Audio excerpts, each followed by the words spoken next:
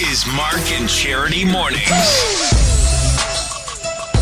Mark and Charity Coffee Podcast. And I know it's the Christmas season because I have a Werther's in my mouth, so I timed this poorly. Do Werther's only come out at Christmas time? I always have a candy throughout Christmas. Okay. Candy canes. I don't know, because the show's over, so I feel parched. So you have a Werther's. Now, was this in your desk or was this a gift? It was a gift. Was it? Was it your Secret Santa today? Yeah, it was a tin with some Werther's inside. Oh, Kathy did well. Yeah, you have to jump in and grab some of those. Okay. Is it just Werther's or is it like a variety pack? No, it's the hard candy Werther's, which I have now. Mm-hmm. And I made my way through two of the soft ones already, which are so good. Yes, because you and Kathy here in the office, you do this every year. You do is it 12 Kathy, days? the writer. No, I don't know or when is it right we agree when it starts. I think it started December 1st or something. So she had a stocking up, so I started putting candy in there, and she couldn't figure out who it was from, but she had a stocking up. Then she figured out it was me, so she'd start giving me candy. And this was like 10 years ago, I think. But I'm sure if you asked her, it started last year. I don't know. But now, I was quite impressed when I started here to see you two doing it, because it gets, I don't want to say elaborate, but you do put some thought into it. Oh, and she knocks it out of the park all the time, like a tin full of Werther's. That wins.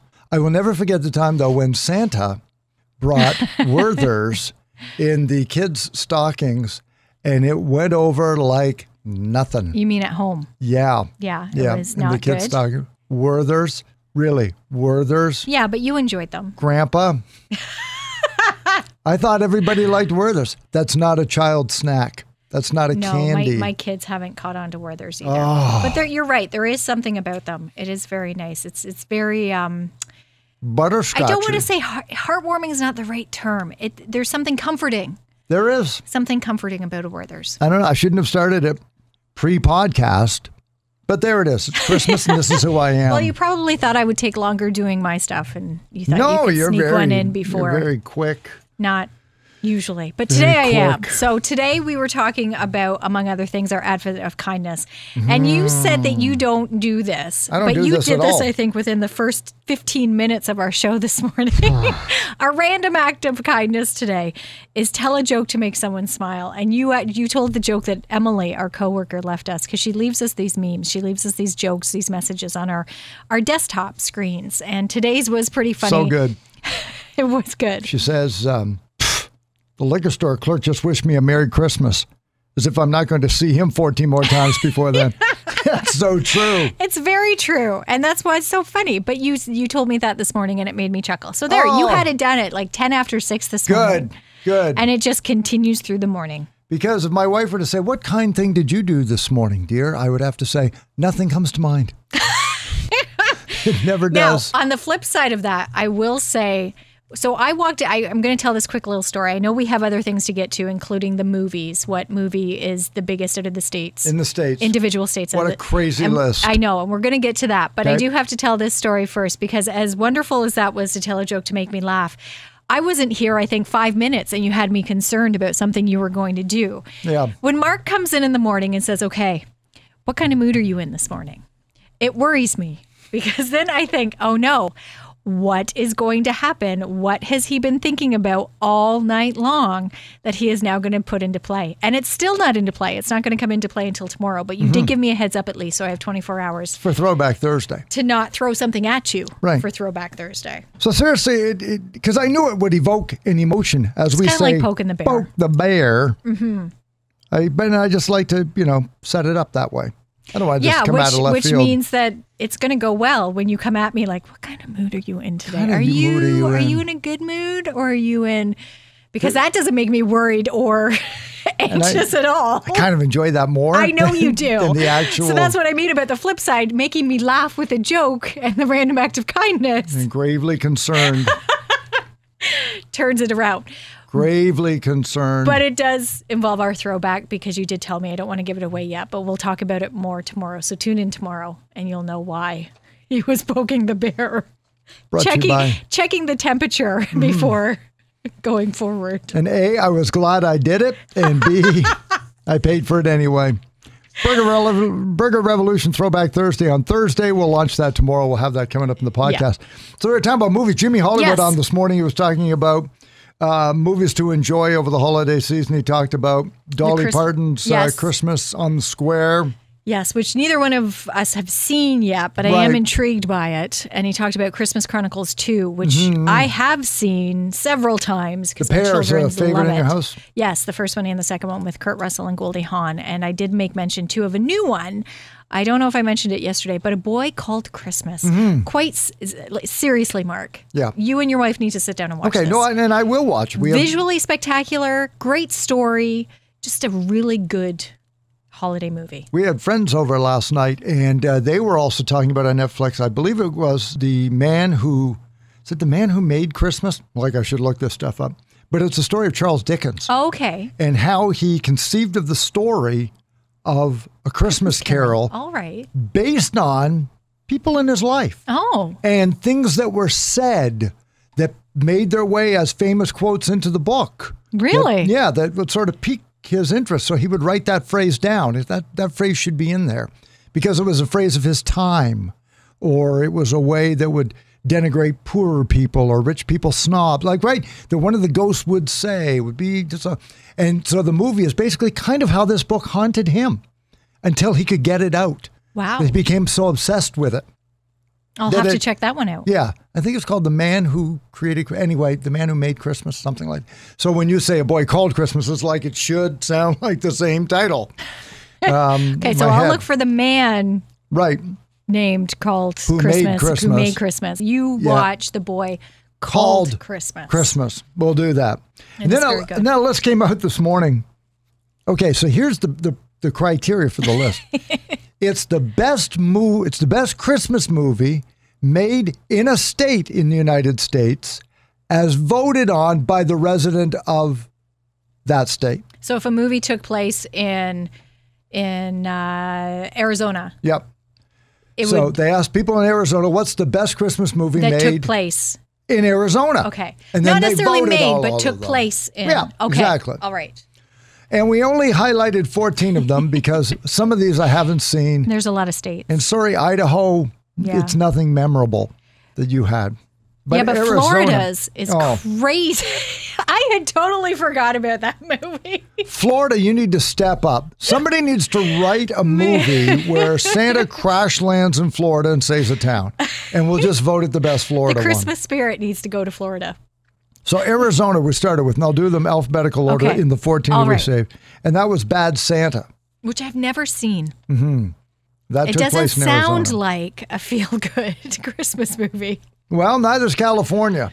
I argue that one because it is not Christmas in our house until we watch Die Hard. Yeah, but it's not a feel-good. Yeah, it does because John McClane, you feel for John McClane throughout the movie, and he does get his happy ending. He has to go through a lot. So when he gets there, it's like, oh, this is a Christmas miracle. Hans Gruber's not a nice guy.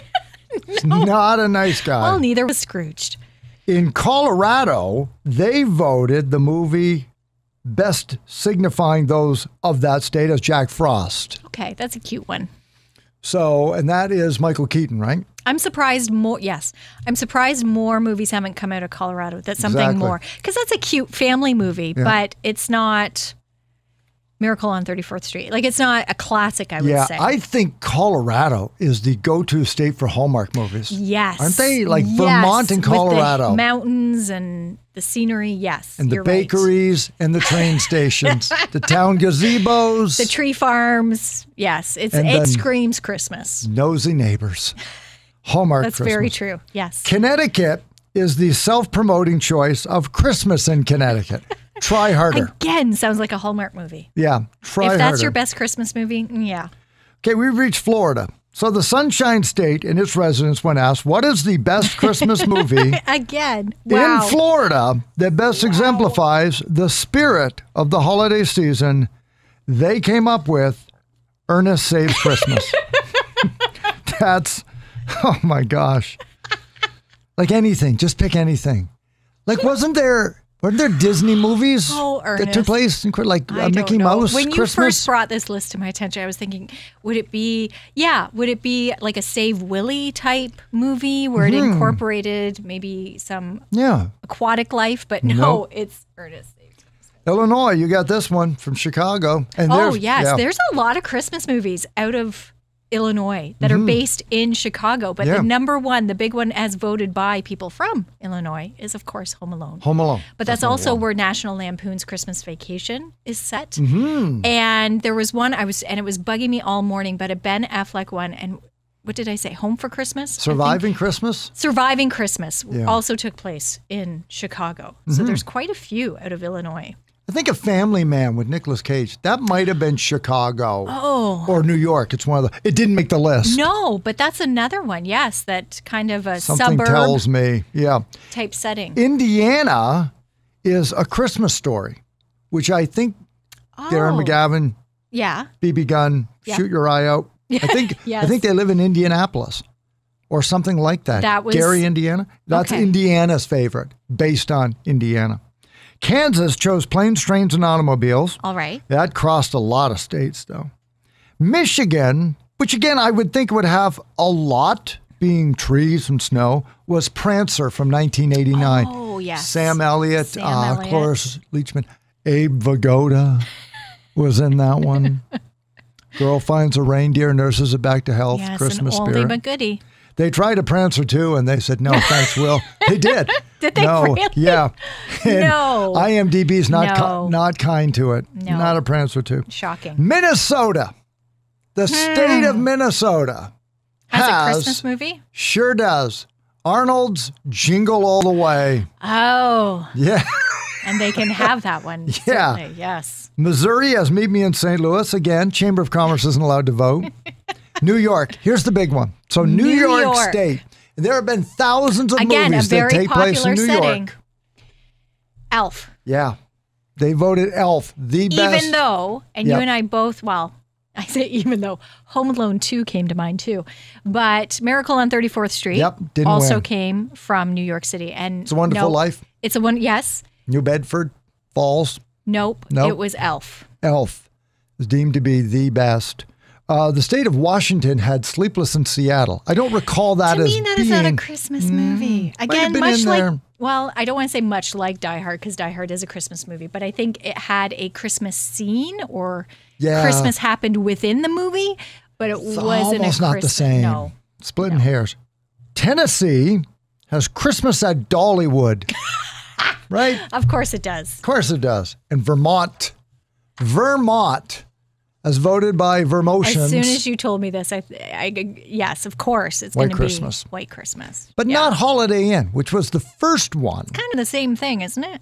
Well, it was the same movie. Yeah. It was a sequel without calling it Holiday Inn again. Holiday Out. No, it was named after the song that came from White Christmas. Holiday Inn. Yeah, that was so famous. We're just going to call that movie. And people forget. People, like, what movie did White Christmas come from? People say White Christmas. They think it's one of those Grand Tomb jokes, like who's buried in. Nope, it was actually Holiday Inn. And Holiday Inn's still one of your favorite movies. White Christmas is my favorite. Really? Yes. Okay. Yeah. But that was the same sort of thing, right? He and Danny Kaye staying I'm assuming so. I've never seen Holiday Inn. Oh, all right. No. White Christmas. Rosemary Clooney. Yeah, the red dresses. Love it. Yep. Love it. Heaven help the guy that gets between me and my sister. Yes. Heaven helps the sister who gets between me and my guy. Right? Absolutely. All those old songs. Love it. That and The Sound of Music. Just both musicals. And it's funny too, because we had this discussion too. Sound of Music for a lot of people is a holiday movie, even though there is no Christmas in that movie whatsoever. They don't celebrate Christmas. There's Isn't no there a little mention bit of near Christmas. the end again? No. They're crossing the mountains at the end of the movie. Yeah. But there's something about it being played at the holidays. You look around. No, I know. And it is always played this time of year. And I watched it last night. And again, it was just one of those movies. Isn't there even a Christmas scene in it? Really? Nothing. No. Nothing to do with Christmas. How have I been this old to this day? Have you never seen it? Old. No, I have, but it never occurred to me it had nothing to do with Christmas. Nothing to do. It has to do with World War II. Sure it does. Yeah. And being recruited by the Nazis. Yep. Nope. Christopher Plummer once referred to that movie as being beaten to death by a Hallmark card.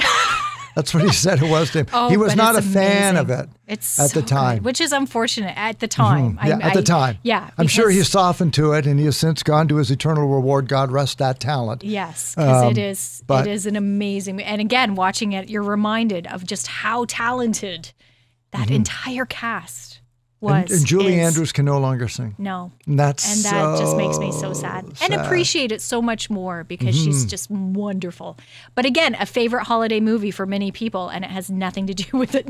It really doesn't. Unlike Die Hard, which happens Christmas Eve. Right. Sound of Music has nothing to do with Christmas. By the way, if Christopher Plummer was such a great dad, what was Liesl doing out as a 16-year-old in the gazebo with that guy who turned out to be a Nazi? Okay, don't even get me started. He left his kids a lot. Yeah. A lot. If he was a drill sergeant, really he didn't have to be that tough. No. So watch But, those great. movies and enjoy them. It's Mark and Charity Coffee Podcast, Belleville, Ontario, Canada. It is Tuesday, December the 7th.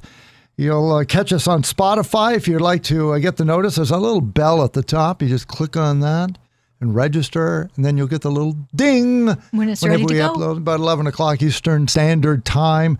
Apple Podcasts and off of our social media sites. Coming up tomorrow morning, once again, we'll find out what it is that has concerned Charity greatly about Throwback Thursday for Burger Revolution. You'll See, find it out wasn't a tomorrow morning. concern Until now. until Until I told you. until I was greeted with, And then- how are you feeling today? What kind of mood are you in? Are you greatly concerned today? Because you will be. So we'll have some fun with that tomorrow. And let's rank the 10 worst Christmas candies. Really? Are there any? There are some. Is there a bad some. Christmas candy? And I'm looking at you, Lifesaver Storybooks. What? In the top 10. No. Candy canes, anything other than peppermint. What? Yes. Whole list of the No. top 10 bad candies. The All coming butterscotch up. ones are delicious. Nah, I don't know. All that coming up tomorrow. Enjoy your Tuesday. It's Mark and Charity Mornings.